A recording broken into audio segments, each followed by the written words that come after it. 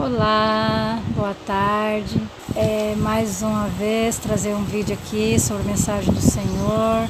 Quero agradecer pelo vídeo anterior e nós estamos aqui por uma missão que é levar a mensagem, abranger a todas as pessoas, e eu estou aqui ao pedido de nosso Senhor Jesus Cristo, que eu sinto o chamado do Senhor, que nem eu digo, eu sou uma pessoa simples, mas graças a Deus, Deus também usa o simples.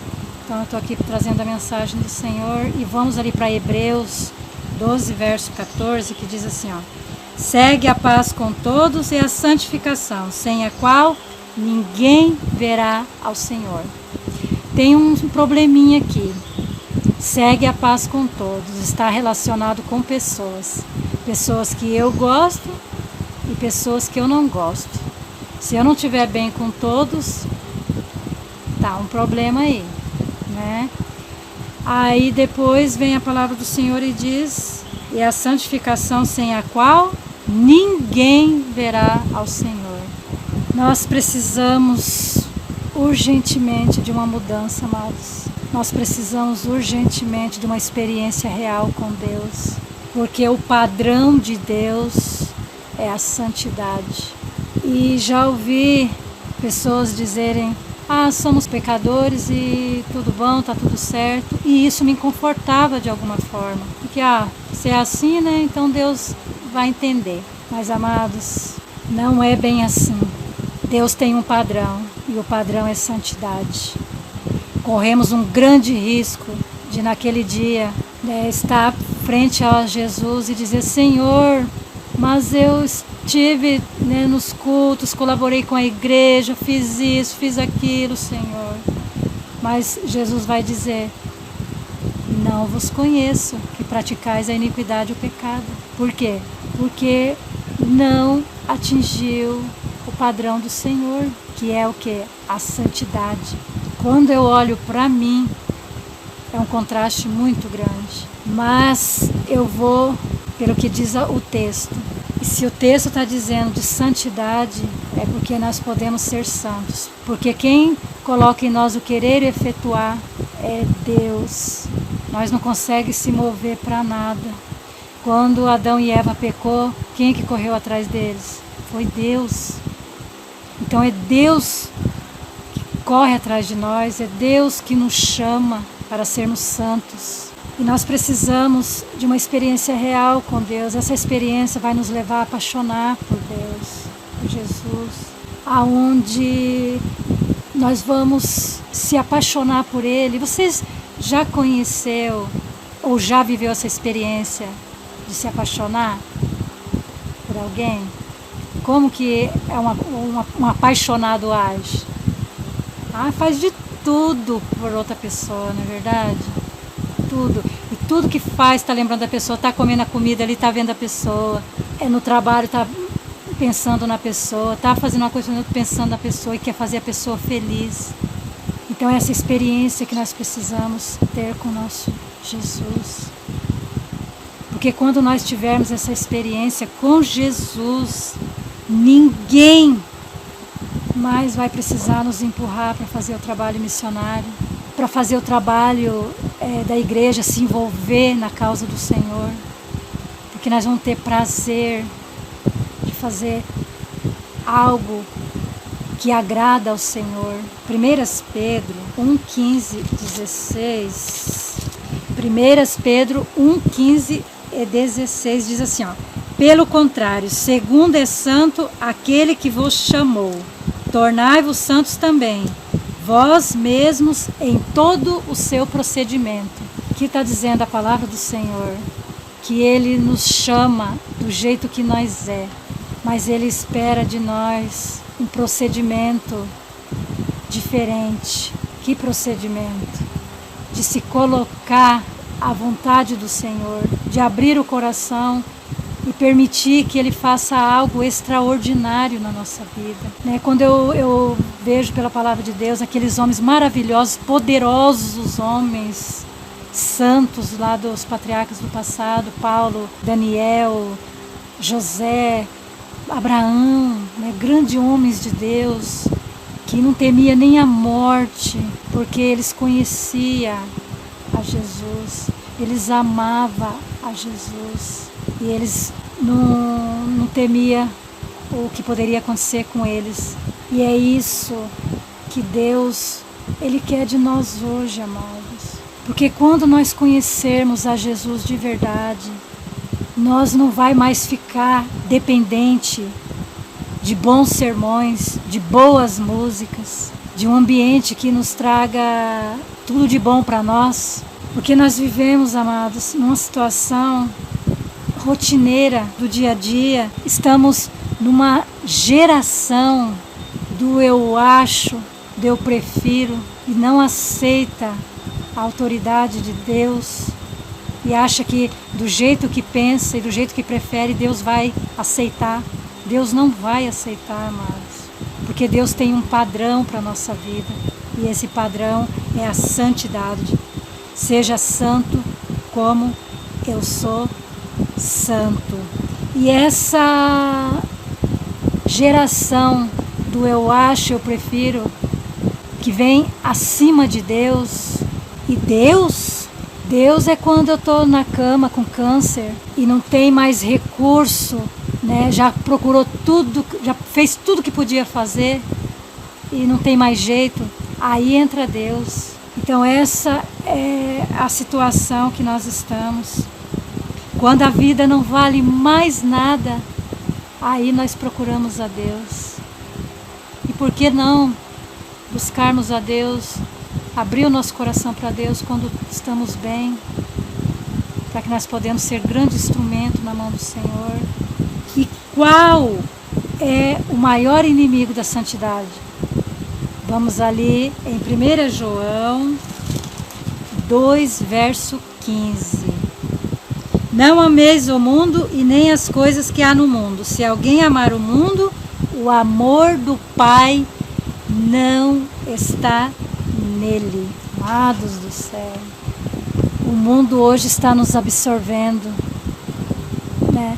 A tecnologia está em alta, que se o nosso telefone quebrar, nós sai correndo igual uns doidos e vai procurar aonde consertar, e se não achar conserto, nós vai comprar outro. Aonde tem 2 guarda-roupas, hoje o cristão tem 2 guarda-roupas.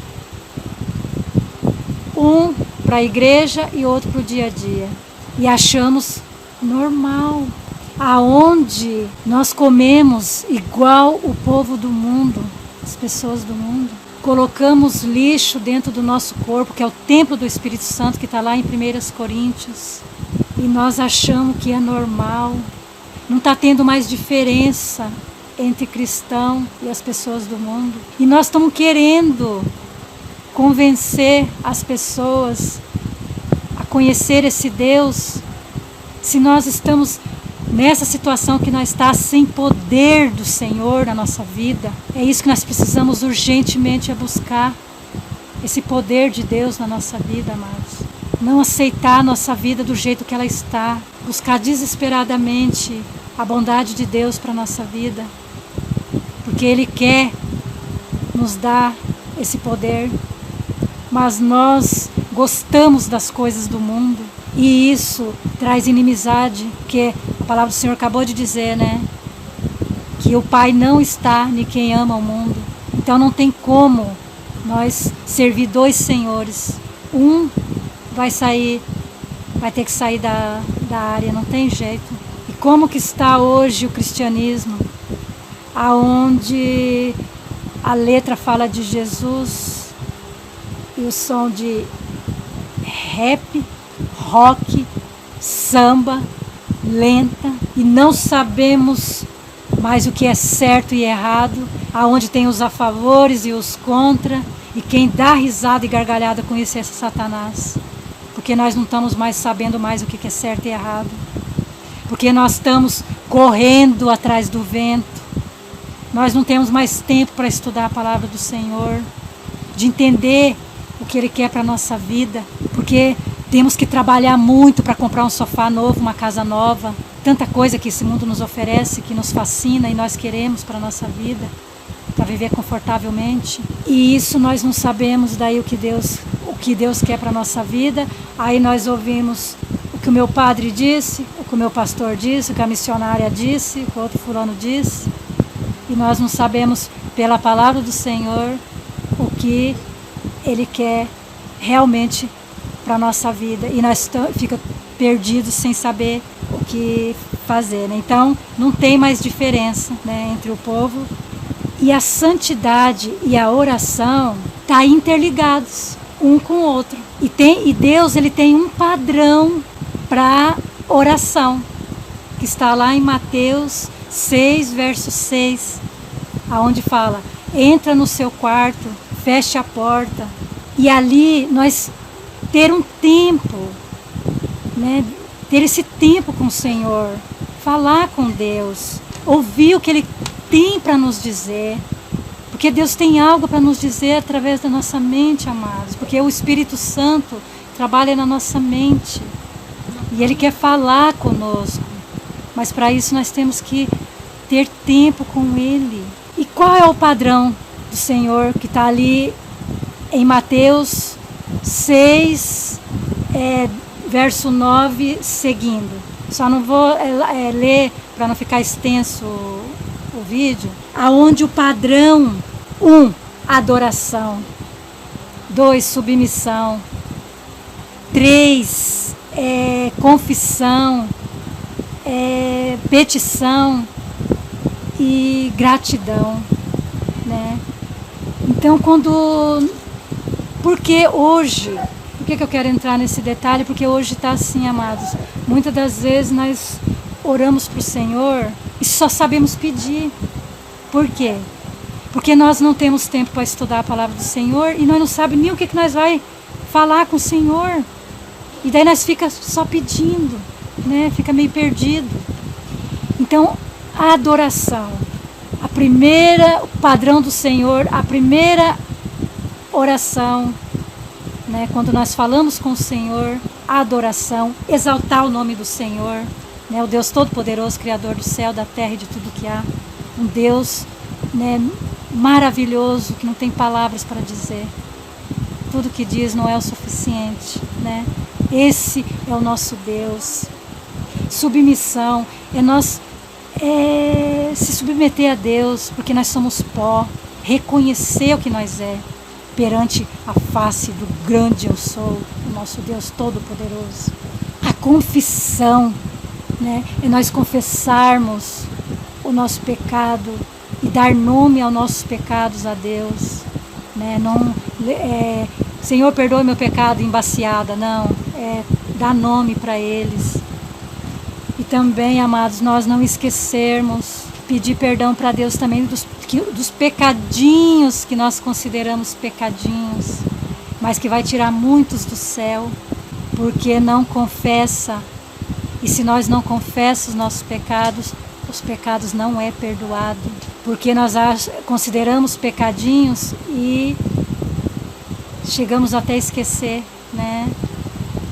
E ali nas bem-aventuranças, né? Ali em Mateus capítulo 7, fala ali, né, de julgar, falar mal das pessoas. Chama muito a minha atenção isso. Por quê? Porque nós achamos assim no direito de que nós estamos falando uma verdade de uma pessoa, mas eu estou falando a verdade. A gente se justifica com isso, né? Mas Deus não deu essa autoridade para nós falarmos de ninguém, nem que seja verdade que nós vai falar. Se nós não tivermos coragem de falar para a pessoa, então não é para falar para ninguém, é para orar. Nós temos que orar pela pessoa. É um impacto assim grande na minha vida, que eu preciso muito do poder da misericórdia de Deus para atingir, meu Deus, esse padrão do Senhor. E não falar mais da vida dos outros. E olhar para a tora no meu olho. E nisso eu reconhecendo a tora no meu olho, eu vou buscar quem pode me ajudar a tirar essa tora. E quando eu fico prestando atenção nos outros, nos meus irmãos, eu não reconheço a minha vida. E nisso Jesus não pode fazer nada, nem por mim, nem por você. Aí que vem a petição. Né? A petição é quando, Não é só orar pela nossa família, por nossa vida financeira, pelo emprego, não. Orar pelos líderes da igreja, que precisa muito de oração, é o alvo de Satanás. Orar pelos governadores, que nós gostamos de falar dos governadores, né, amados? E nós não oramos por eles, nós temos que orar por eles, né, ter o direcionamento de Deus na vida deles, para que eles, né, tenham a sabedoria do Senhor para direcionar o mundo.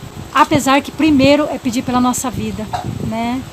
Que Deus nos abençoe a nós enxergarmos a nós mesmos, a Deus nos abençoar para que nós possamos abençoar outros. E depois vem a gratidão. A gratidão não é só quando acontecem coisas maravilhosas na nossa vida.